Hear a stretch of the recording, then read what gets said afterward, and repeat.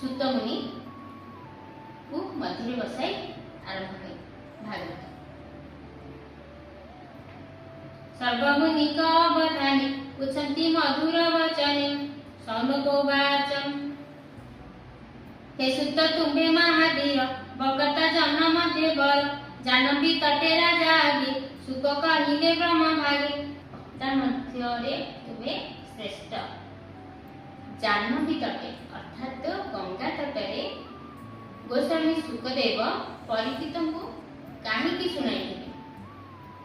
ए भागवत पचार से कथा कह आंब आग तुम्हें जे अट महाभाग ए भागवत शास्त्र केवे व्यास रचिले केउ जुगे ए भागवत शास्त्र केवे व्यास रचिले केउ पचार कहार बोले कहीं बसी कि भावे कि हेतु उद्देश्य कहार बोले और केउ उद्देश्य रे भागवत रचना करे सुख जे ताहांक कुमार समद ऋषि सत्य सार सुख होचंदी व्यासदेव को पुत्र केमिति पुत्र हेले थरे ए भागवत तो भगवान अनंत को कहथिले तापरे भागवत हंसवतार हुए तापरे ब्रह्मा को कहथिले ब्रह्मा नारद को कहले किंतु ए सब तो ऊपर ऊपर कथा ए पृथ्वी को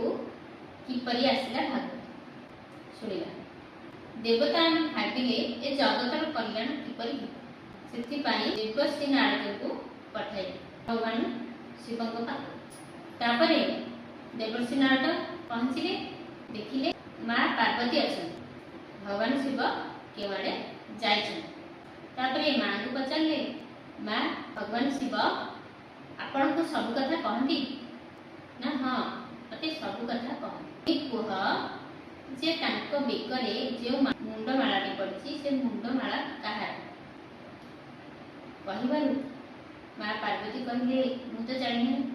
देवर्षि नारद कहले कहथिला सब कथा कहंती मां पार्वती कहले मु केबे पचारिला सेति पाई भगवान कहना एबे आसीले तांको पचारि बुझी एति कहि देवर्षि नारद चले भगवान शिव आसिले मां कहले मते तो केन कथा लुचाई रखंती नहीं ताहले ए मुंडमाला गुड़ाक कहार ते कुह भगवान शिव कहले घरको किए आसीथिले मां